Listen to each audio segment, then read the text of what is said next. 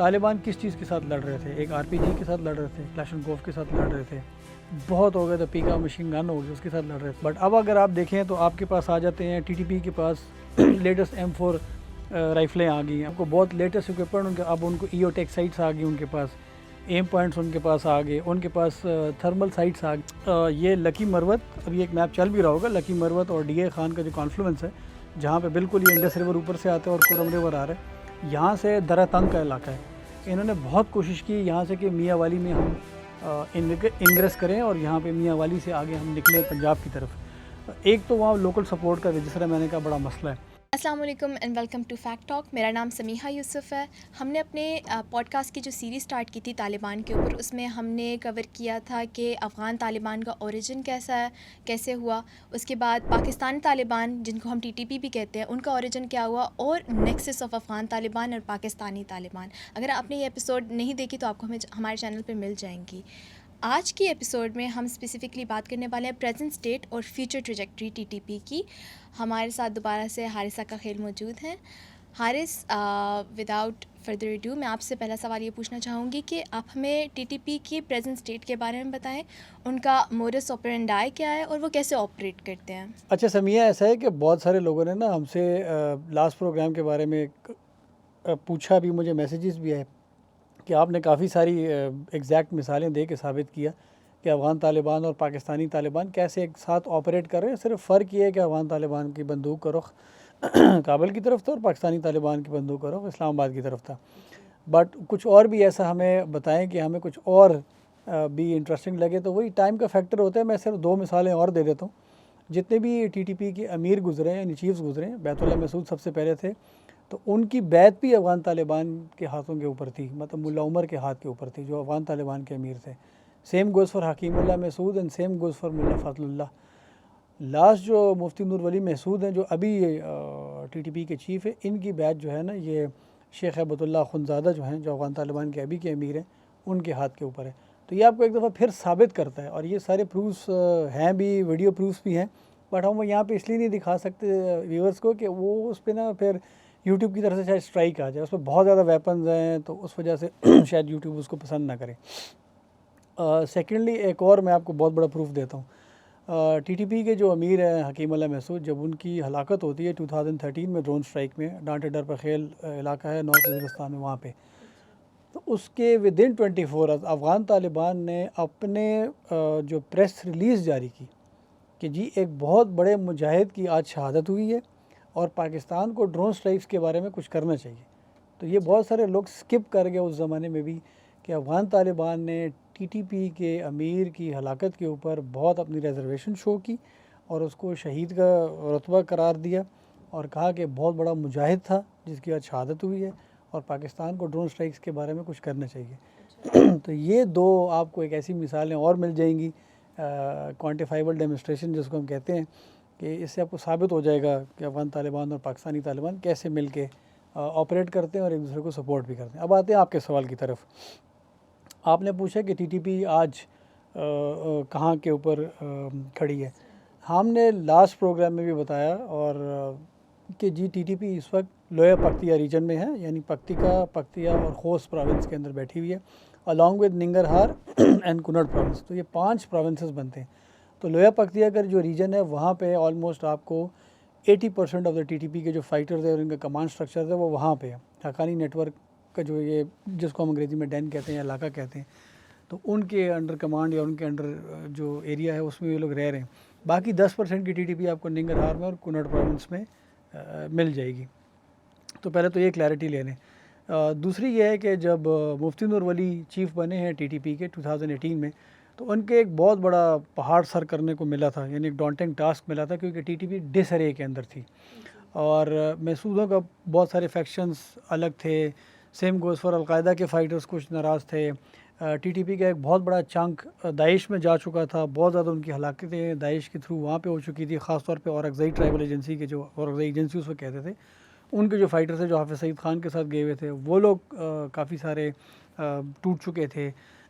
जो उमर खालिद खुरासानी मोहम्मद एजेंसी से जिनका ताल्लुक़ था, उन्होंने अपनी जमात अल अहरार बनाई हुई थी, वो वापस आ चुके थे बट फिर भी स्टिल नाराज़ थे।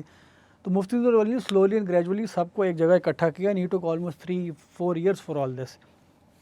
जो टीटीपी आज जिस फॉर्म में और जितने एग्रेसिव है पाकिस्तान के अंदर, ये मुफ्ती नूर वली के 3-4 साल की मेहनत का नतीजा है।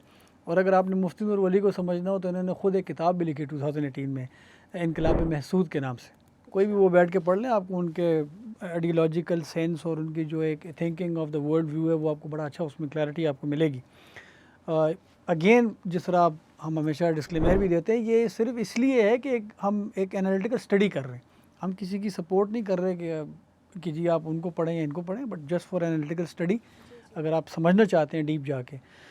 चलिए आगे चलते हैं। टीटीपी आज जो आप कह रहे हैं कहाँ खड़ी है ना, तो 2021 में जब अफ़गान तालिबान की हुकूमत शुरू होती है अगस्त 15 2021 के बाद, जब वो काबुल में आते हैं, तो टीटीपी को एक तो इमोशनली उनको एक बहुत मोरल बूस्टर मिला कि ये लोग अगर कर सकते हैं ना तो हम भी कर सकते हैं। मतलब अगर ये लोग अमेरिका को और बाकी नेटो के ममालिक को यहाँ से एग्ज़िट करने पे मजबूर कर सकते हैं, तो हम भी पाकिस्तान फ़ौज को इस तरह से मजबूर कर सकते हैं। नंबर एक तो ये हुआ। सेकेंडली अफ़गानिस्तान में तकरीबन तमाम जेलों को तोड़ा गया और बहुत सारे टीटीपी के फ़ाइटर जो उस वक्त अशरफ गनी की हुकूमत नहीं, उनको बंद किया हुआ था जेलों में, वो भी निकल के आए। मिसाल के तौर पे जो मुल्ला फ़कीर मोहम्मद हैं बाजोड़ा, जिनका ताल्लुक़ है, अभी भी टीटीपी के बहुत बड़े स्टॉलवर्ट हैं। 2014 में वो जेल में थे, पुल चरखी जेल में जो काबुल में, वो भी वापस आए। ये मैं आपको सिर्फ एक मिसाल दे रहा हूँ। तो उन्होंने अपने साथ और फाइटर्स भी लेके आए। तो एक तो ये बहुत बड़ा मोरल बूस्टर मिला। सेकेंडली देखें, ये एसिमेट्रिक वॉरफेयर है। मतलब पाकिस्तान फ़ौज को एक एज हासिल है, एक स्टैंडिंग आर्मी है और ये इंसर्जेंट्स हैं। तो ये इसको हम अंग्रेज़ी की टर्मिनोलॉजी में, वॉर टर्मिनोलॉजी में एसिमेट्रिक वॉरफेयर कहते हैं। तालिबान किस चीज़ के साथ लड़ रहे थे? एक आरपीजी के साथ लड़ रहे थे, क्लाशनकोव के साथ लड़ रहे थे, बहुत हो गए तो पीका मशीन गन हो गई, उसके साथ लड़ रहे थे। फाइटर्स की तो चलने कोई कमी नहीं है। स्टिल उन्होंने बहुत टफ टाइम दिया है पाकिस्तान फ़ौज को और पाकिस्तान पुलिस को और फ्रंटियर को और फ्रंटियर कॉन्स्टेबलरी को, जिसको एफसी कहते हैं दोनों को। बट 2021 के बाद बहुत सारा हथियार जो अफ़गान आर्मी का था वो इनके हाथ में लगा। अब यहाँ पे एक और कॉन्सेप्ट भी आप समझ लें, बहुत सारे लोग कहते हैं कि जी अमेरिका ये हथियार छोड़ के गया है तो वो इनके हाथ लग गया। देखिए ये कॉन्सेप्ट बड़े पढ़े लिखे लोग भी ये कहते हैं, थोड़े से क्लैरिटी इसमें लें। अमेरिका ने ये सारा वेपन जो है जो आज टीटीपी के हाथ में है, ये तालिबान को नहीं छोड़ के गए, ये अफ़गान आर्मी के लिए छोड़ के गए थे कि आपने लड़ना है अफ़गान तालिबान के साथ। बट वो 15 दिन के अंदर अंदर ही वो सब कुछ छोड़ के भाग गए। तो ज़ाहिरी बात है ये वेपन तालिबान के हाथ में ही लगना था ना। और अफ़गान तालिबान और टीटीपी का नेक्सस तो सबको पता है, हम इसको एक्सप्लेन भी कर चुके हैं। तो ये weapon slowly and gradually TTP के हाथ में लगना शुरू हो गया। अब आते हैं कि जिस तरह मैंने 2-3 वेपन्स का नाम लिया कि वही इस्तेमाल हो रहे थे, बट अब अगर आप देखें तो आपके पास आ जाते हैं टीटीपी के पास लेटेस्ट M4 राइफ़लें आ गई। अमेरिकन जो आर्मी भी इस्तेमाल करती है, जो उनके स्पेशल फोर्सेस वाले हैं, और अफ़गान आर्मी इस्तेमाल कर रही थी उनके स्पेशल फोर्सेस वाले, वो उनके हाथ लगी। अब आपको बहुत लेटेस्ट इक्विपमेंट उनके, अब उनको EOTech साइट्स आ गई उनके पास, एम पॉइंट्स उनके पास आ गए, उनके पास थर्मल साइट्स आ गई, जिसमें आप थर्मल साइट्स वो होती है जो रात को हर इंसान हीट एमिट कर रहा होता है, जानदार चीज़ जो होती है, तो वो रात को कैच कर लेते हैं बड़े आराम से, आप उसकी टारगेटिंग कर सकते हैं। अभी एक तस्वीर भी चल रही होगी, पुलसार DG साइट N550 एक लगी हुई होगी, एक ये टीटीपी के फाइटर के M4 के ऊपर। ये नाइट विजन है, बहुत क्लैरिटी के साथ आपको, मतलब आप जिस तरह अंग्रेज़ी में टर्मिनोलॉजी इस्तेमाल होती है सिटिंग डक्स, तो आप जिस तरह डक हंटिंग करते हैं आप उस तरह से, और ये बहुत सारी वीडियोज़ ने बाद में रिलीज़ भी की क्योंकि ये रिकॉर्डर भी इसमें लगा होता है, तो वो उसमें बड़े आराम से पाकिस्तान पुलिस की और पाकिस्तान FC की और आर्मी की, आप उसको डक हंटिंग कह सकते हैं, बड़े आराम से कर रहे हैं। सेम गोज़ फॉर इनके पास द्रगनॉव स्नाइपर राइफल्स होती थी, पर अब अमेरिकन M24 भी उनके पास आ गई है टीटीपी के पास। अब बड़ी इनकी ट्रेनिंग बड़ी अच्छी है उसके ऊपर, अलॉन्ग विद PSL जो है स्नाइपर राइफ़ल रोमेनियन है, अगेन अफ़गान आर्मी के पास होती थी, वो भी इनके हाथ में आ गई। तो जो मैं ये कॉन्सेप्ट समझा रहा हूँ एसिमेट्रिक है, तो वो तकरीबन ऊपर नीचे होकर आप सिमेट्रिक के लेवल के ऊपर आ गए। अब वो आपकी पुलिस और आपकी FC के साथ काफ़ी एट पार मुकाबले के ऊपर आ गए। तो इस वक्त ये स्टेट है टीटीपी की फ़ाइटिंग कैपेबिलिटी की, और जहाँ ये लोग रह रहे हैं और कहाँ से ये लोग आ रहे हैं। अच्छा हारिस, टीटीपी की जो लिमिटेशन है क्या वो पख्तूनख्वा तक ही है या फिर वो एक्सपेंड करें या फिर दे आर प्लानिंग टू? उसके अलावा हम डिफरेंट फैक्शंस की बात सुनते हैं जैसे हाफिज़ गुल बहादुर, तो आप हमें उनके बारे में बताएं कि where do they come in this picture? अच्छा, जिस तरह मैंने कहा कि 2021 में जब अफ़गानिस्तान में अफ़गान तालिबान की हुकूमत आई, तो उन्होंने फिर इनको बड़ा तरीके से समझाया कि जी आप बहुत हैज़र्डली लड़ रहे हैं। 2007 से अब तक आप पाकिस्तान में ऑल अक्रॉस स्ट्राइक्स भी कर रहे हैं, लाहौर तक आप जा रहे हैं, कराची तक जा रहे हैं, फोकस अपना थोड़ा सा डिफरेंट करें। तो मुफ्ती नूर वली ने सिर्फ खैबर पख्तूनख्वा को फोकस के अंदर रखा और 2021 में इन्होंने ऐलान किया कि हमारे 7 जोन्स हैं जिसको ये विलायत कहते हैं, मतलब गवर्नरेट कह लें आप इसको। खैबर पख्तूनख्वा को उसमें डिवाइड किया, उसके कमांड स्ट्रक्चर्स को बिठाया, अलॉन्ग विद एक विलायत जो गवर्नरेट है वो बलूचिस्तान को डिक्लेयर किया और एक कराची को किया। बाद में 2024 में इन्होंने 9 कर ली अब अपनी विलायत, एक गिलगित बल्तिस्तान को भी कर लिया और एक पंजाब में भी इन्होंने बना ली। ठीक हो गया। तो पहले तो ये कह लें कि इन्होंने बहुत स्ट्रक्चर कर लिया अपने आप को और अपनी फाइटिंग कैपेबिलिटीज़ को बहुत जूम इन करके कि जी ये हमारे अब टारगेट जोन्स हैं, ये एरिया ऑफ स्ट्राइक्स है या यहाँ पे हमने ऑपरेशंस करने हैं, इससे आगे हमने अभी नहीं जाना। नंबर 1। नंबर 2, इन्होंने 7 मिनिस्ट्रियाँ भी बना दी जिसमें फाइनेंस की मिनिस्ट्री और शोहदा की मिनिस्ट्री और ये सारी बना दी ताकि एक ऑर्गेनाइज स्ट्रक्चर के ऊपर हम लोग ऑपरेट करना शुरू कर दें। तो एक तो इन्होंने इसको इस तरह से कर लिया। सेकेंडली, जब इन्होंने ये काम दोबारा से शुरू किया 2021 से, अब मैंने लास्ट प्रोग्राम में भी उससे पहले भी बताया था कि हमारे पास बहुत अच्छा मौका था ऑपरेशन ज़रब-ए-अज़ब के बाद, क्योंकि ये बहुत देर से रे में थे।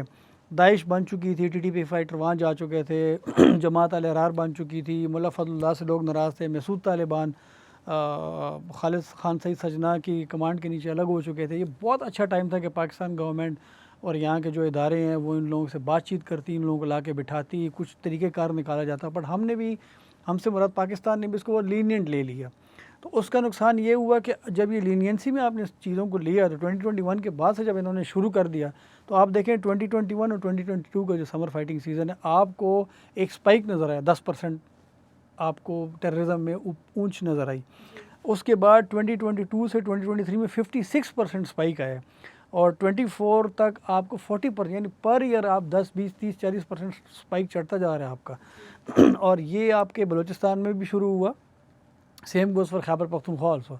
बट आपके 90% जो स्ट्राइक्स हो रही थी आपके सिक्योरिटी फोर्सेस के ऊपर, वो टीटीपी ही कर रही थी। आपने हाफिज़ गुल बहादुर का नाम लिया, वो भी एक बहुत बड़ा मिलिटेंट ग्रुप है, वो भी अफ़गानिस्तान में बैठा हुआ है हाफिज़ गुल बहादुर की कमांड के नीचे। बट वो सिर्फ ऑपरेट कर रहे हैं यहाँ पे नॉर्थ वज़ीरिस्तान में, टिल वो आते हैं बन्नू डिस्ट्रिक्ट तक, ये इनका जोन है। और कुछ अब उन्होंने खैबर ट्राइबल डिस्ट्रिक्ट में भी अपने ऑपरेशंस वगैरह शुरू किए हुए हैं। बट मेजर जो ओनर्स ऑफ ऑपरेशंस है वो टीटीपी के ही पास है। अच्छा, इस चलते चलते मैं एक और बात बता दूं, बहुत लोगों ने कहा कि जी टीटीपी और हाफिज़ गुल बहादुर का एक नेक्सस होने वाला है, और अगेन बहुत जो अपने आप को कहते हैं कि हम इस सब्जेक्ट के एक्सपर्ट हैं, उन्होंने भी इस चीज़ को हाईलाइट किया। बट ऐसा हो नहीं सकता। टीटीपी एक बहुत स्ट्रिक्ट कमांड के नीचे चलती है और हाफिज़ गुल बहादुर का जो मिलिटेंट ग्रुप है वो लूज़ कमांड के नीचे चल रहा है। उन्होंने अपने कमांडर्स को बहुत लेवरेज, बहुत अथॉरिटी दी हुई है बजाय टीटीपी के।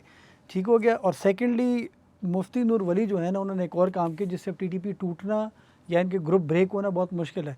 पहले होता था स्वातीज़ एक कमांड के नीचे लड़ रहे होते थे टीटीपी के नीचे, मोहम्मदीज़ एक कमांड के नीचे लड़ रहे थे, बाजोड़ीज़, same goes for Masood and all that. अब मुफ्ती नूर वली ने क्या किया कि अगर मोमन ट्राइबल डिस्ट्रिक्ट के लड़के उनके साथ लड़ रहे हैं तो उन्होंने उन लड़कों को अपने कमांडर से हटा के नीचे वज़ीरिस्तान भेज दिया है और वज़ीरिस्तान वालों को नीचे ऊपर भेज दिया है। तो वो अब अपने कमांडर के साथ ये अपनी लॉयल्टी की वजह से ग्रुप टूटना बहुत मुश्किल हो गया। तो मुफ्ती नूर वली ने बहुत शार्पली चीज़ों को अपने हाथ में लिए और इनका एक ही कंटेंडर था इस पूरी कंपटीशन में, अगर उनको कोई कॉम्पीट कर सकता था वो उमर खालिद खुरासानी था। बट उमर खालिद खुरासानी की डेथ हुई, उनको अपने घर बुलाया बिरमल डिस्ट्रिक्ट में पक्तिका में। मुफ्ती नूर वली जब उनके घर से निकले उनकी गाड़ी में बम फट गया and he was also killed. Again लोगों ने कहा कि जमात अल-अहरार या मोमन के जो तालिबान है वो स्प्लिट होकर चले जाएंगे, बट वो कहीं नहीं गए, स्टिल इन द टीटीपी। अब आते हैं आपका इस सवाल के लास्ट पोर्शन की तरफ। देखें, ये लोग हैं 80% लोया पख्तिया रीजन में। तो जब इनका डाउन रन शुरू होता है ना तो ये सदर्न पख्तूनख्वा की तरफ आते हैं। मिसाल के तौर पे डीए खान, बनू, tank, lucky Marwat, Hangu, till यहाँ तक इनका ये एरिया ऑफ जो है ना वो चल रहा है, ऑपरेशंस चल रहा है। तो आप जितने देख लें अभी आपकी सिक्योरिटी फोर्सेस पे हमले हो रहे हैं, वो यहीं पे हो रहे हैं। कुछ हद तक ये ऊपर से निंगरहार से और कुनड़ से खैबर ट्राइबल डिस्ट्रिक्ट में आते हैं या बाजोड़ में जो है ना कोशिश कर रहे हैं। फिर अगर इन्होंने ऊपर जाना होता है, कोशिश की इन्होंने, मतलब अगर आप ये देखें कुनड़ से ये लगाए लोअर दीर में, लोअर दीर से ये गए स्वात के ऊपर, स्वात से होते हुए शांगला, एंड शांगला से होते हुए ये नीचे सवाबी तक, ये इनका ऊपर से आर्क बना। बट स्वात में हमने देखा लोगों ने बहुत बड़ी अपराइजिंग की, बहुत बड़ी तादाद में लोग मैंगोरा और अक्रॉस निकले, जल से जुलूस किए और इनको कहा कि जी हम आपको अब मज़ीद एक्सेप्ट नहीं करेंगे। सेम गोज़ फॉर बनू में बहुत लोग निकले, लकी मरवत में बहुत लोग निकले। तो लोगों का भी एक है कि हम इस चीज़ को भी एक्सेप्ट नहीं करेंगे। तो ये इनका डाउन रन बनता है टुवर्ड्स सदर्न पख्तूनख्वा। और यहाँ पे इस same goes for frontier core जो है, फ्रंटियर कॉन्स्टेबलरी आर्मी की भी heavy deployments in southern Pakhtunkhwa है। ऑल दो मैं वो क्लासिफाइड चीज़ें तो मुझे तो पता है बट मैं रिवील नहीं कर सकता यहाँ पे।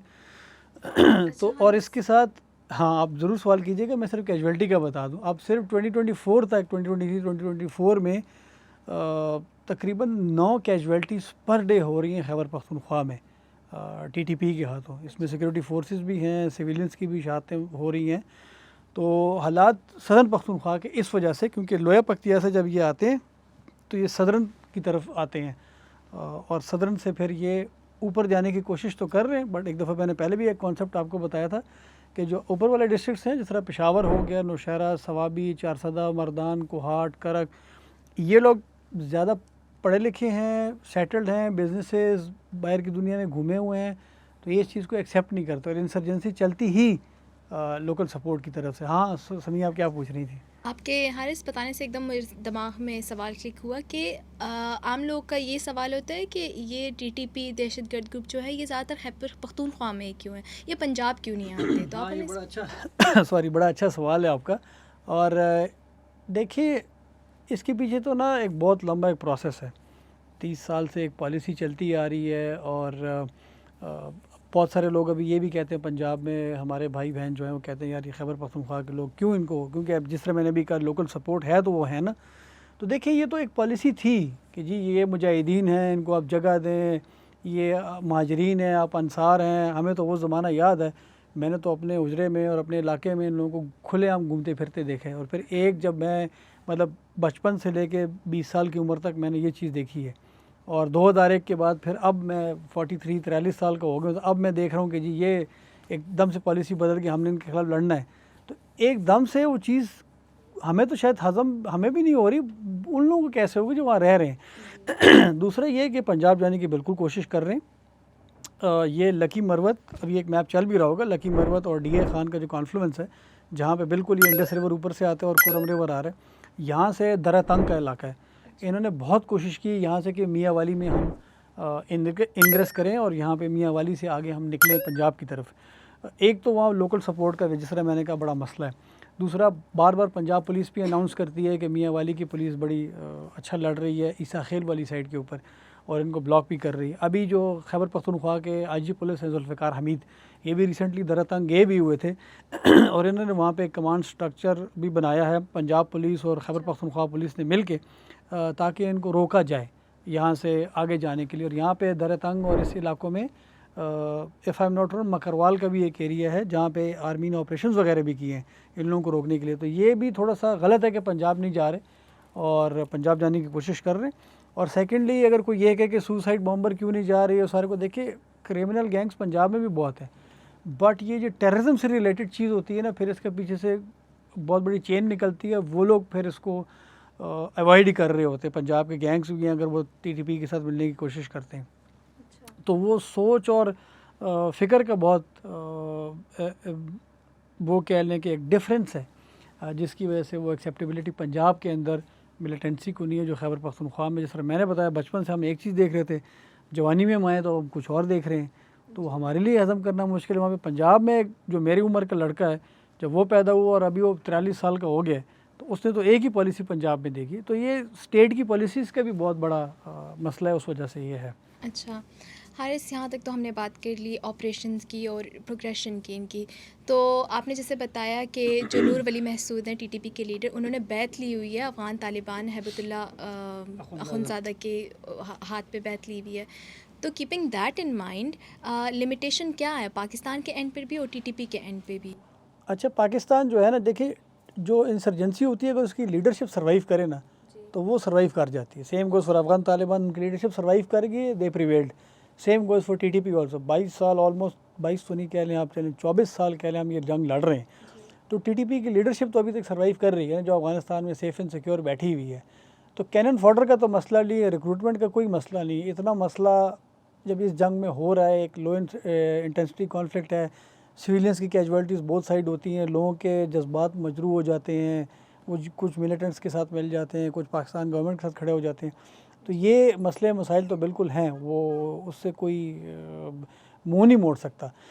बट लिमिटेशन की अफ़गान तालिबान इनको रोक रहे हैं। अभी पाकिस्तान और अफ़गानिस्तान के ताल्लुकात काफ़ी बेहतर भी हो रहे हैं, तो उससे अफ़गान तालिबान ने इनको रोका भी है। और ये जो एकदम से इन्फ्लक्स आया है टीटीपी का हमारे सदर्न डिस्ट्रिक्ट्स में और ऊपर बाजोड़ वगैरह में भी, वो भी इस वजह से आया कि अफ़गान तालिबान ने इनको कहा कि अब आप ज़्यादा यहाँ पे ना रोकें, हमारे लिए बहुत मसला है, हमारे पे इंटरनेशनल प्रेशर बहुत है। गोइंग फर्दर टू टीटीपी की लिमिटेशन, जिस तरह मैंने कहा, ये सदर्न डिस्ट्रिक्ट्स ही हैं। ये मुफ्ती नूर वली और उनकी कमांड को भी समझना चाहिए कि इससे ऊपर जाना उनके लिए बहुत मुश्किल है। ऊपर वाले जो डिस्ट्रिक्ट्स हैं खैबर पख्तूनख्वा के, वो इनको इस तरह एक्सेप्ट नहीं करेंगे। पाकिस्तान की गवर्नमेंट क्या कर सकती है इस सारे सिनेरियो में?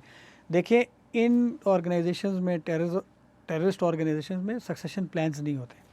अगर आप ऑफेंसिव इंटेलिजेंस करें, 3-4 इनके बड़े लीडरान को एलिमिनेट करें with in no time, drone strike करते हैं, एयर स्ट्राइक्स करते हैं, कोई टारगेट किलिंग करते हैं, और फिर इनके ग्रुप्स के अंदर खुद लड़ाई शुरू हो जाएगी सक्सेशन के लिए कि मैं चीफ बनता हूँ, मैं चीफ बनता हूँ। वो आपका बड़ा प्राइम टाइम हो गया, इनको अलग अलग करके आप ला के बिठा सकते हैं। बाकी अगर आप, और लेकिन इसके लिए फिर पॉलिटिकल विल भी बहुत बड़ी चाहिए होगी। लास्ट टाइम पाकिस्तान में एयर स्ट्राइक्स की थी, फिर अफगानिस्तान नाराज़ हो जाता है, अफगानिस्तान कहते हैं हमारी सॉवरेनिटी पे हमला हुआ, आपके साथ बॉर्डर पे लड़ना शुरू कर देते हैं, तो एक अजीब सा मिक्स बन जाता है। तो ये चीज़ एक आपको करनी पड़ेगी। इसके बगैर आप फायर फाइटिंग ही करते रहेंगे। 24 साल से फायर फाइटिंग हो रही है, तकरीबन 13-14 मेजर ऑपरेशन आप खैबर पख्तूनख्वा में कर चुके हैं। नतीजा आज भी हम उधर ही खड़े हैं। एक और बात यहाँ पे बहुत मजा है, इस प्लेटफॉर्म से हम कभी सियासी बात करते भी नहीं और ना करेंगे, क्योंकि हम कॉन्फ्लिक्ट्स को समझने की कोशिश करें। बट उस पॉइंट पे आ गए जहाँ पे थोड़ी सी पॉलिटिकल बात करनी पड़ेगी। इस जंग को लड़ने के लिए आपको पॉलिटिकल विल चाहिए। देखिए, 2008 में एएनपी खड़ी हुई रियासत पाकिस्तान के साथ, और उन्होंने सीना ठोक के कहा कि हम ये लड़ाई लड़ते हैं। पीपल्स पार्टी ने भी यही कहा, लेकिन नुकसान क्या हुआ? बेनज़ीर भुट्टो साहिबा की शहादत हुई, कारसाज का धमाका उन पे अक्टूबर 2007 में, वो बच गई। 2008 में उन पे, फरवरी में उन पे सुसाइड हुआ इधर पिंडी में ही, और उनकी शहादत हुई। एएनपी, जिस तरह मैंने कहा, खड़ी, उनके 1000 से ज़्यादा उनके पॉलिटिकल जो वर्कर्स हैं वो शहीद हो चुके हैं टीटीपी के डायरेक्ट अटैक्स में। मियाँ Iftikhar Hussain senior provincial minister हैं, उनके बेटे की शहादत हुई, टीटीपी ने क्लेम की। असफंदियार वली ख़ान जो एएनपी के चीफ़ हैं, मशर हैं, उनके हुजरे में धमाका होता है 2008 में उनके ऊपर, बट वो सर्वाइव कर जाते हैं। बशीर बिलोर साहब, सीनियर प्रोविंशियल मिनिस्टर, 2012 में उनकी शहादत होती है एक सुसाइड ब्लास्ट में, हालांकि उनको 5 हमले हो चुके थे। उनके बेटे हारून बिलोर पे 2018 में सुसाइड ब्लास्ट होता है पॉलिटिकल कैंपेन में, उनकी शहादत हो जाती है। तो या तो आप फिर पॉलिटिकल विल लाएं और कहें कि जी हमने लड़ना है। सेम गोज़ फॉर अभी पीटीआई की हुकूमत है खैबर पख्तूनख्वा में, वो सीधी सीधी बात करते हैं उनके चीफ मिनिस्टर के, जी हम इस ऑपरेशन में नहीं हैं। उन्होंने अभी रिसेंटली महीना डेढ़ पहले कहा है कि हम जब तक लोगों का कॉन्फिडेंस नहीं होगा हम ऑपरेशन नहीं करने देंगे अपने सूबे के अंदर। तो आप, जब तक आपकी पॉलिटिकल विल, एक नेशनल विल नहीं होगी, तब तक आप ये जंग जीतना या लड़ना या इस आइडियोलॉजी को बीट करना, because you have to have superior ideology to beat their ideology, तो वो होगा। तब तक आप सिर्फ फायर फाइटिंग करते रहेंगे और कुछ भी नहीं होगा। हारिस, आप हमें रीसेंट टाइम्स में कोई एग्जांपल दे सकते हैं जहाँ पे इन इंसर्जेंसीज़ को क्रश कर दिया गया और इनको इन इंसर्जेंट्स के साथ एक पॉलिटिकल डिस्कशन की हुई हो, उनको अपने साइड पे लाया हुआ? अच्छा, एक तो आपने पॉलिटिकल डिस्कशन करके देखें, नॉर्दर्न आयरलैंड की सबसे बड़ी मिसाल है जो ग्रेट ब्रिटेन का हिस्सा है। IRA, आयरिश रिपब्लिकन आर्मी खड़ी हुई 60s में। 30 साल वो स्ट्रगल करते रहे ब्रिटिश गवर्नमेंट के ख़िलाफ़ कि हमें जी इंडिपेंडेंस दे और हम आयरलैंड में दोबारा जम हो जाएं। बट ब्रिटेन ने भी एक बहुत बड़ी लड़ाई लड़ी है 30 साल एक इंसर्जेंसी लड़ी है नॉर्दर्न आयरलैंड में, और IRA को फाइनली उन्होंने क्रश तो नहीं किया, बट उनके साथ at the end of the day एक पॉलिटिकल विल से सेटलमेंट हुई, और आज जो लोग वो इंसर्जेंसी वगैरह कर रहे थे वो पॉलिटिकली सेटल डाउन हो चुके हैं, और नॉर्दर्न आयरलैंड में हम काफ़ी एक काम और एक पीस का माहौल देखते हैं। दूसरे एंड पे अगर हम आगे जाते हैं तो LTTE की मिसाल हमारे पास श्रीलंका में बहुत बड़ी है।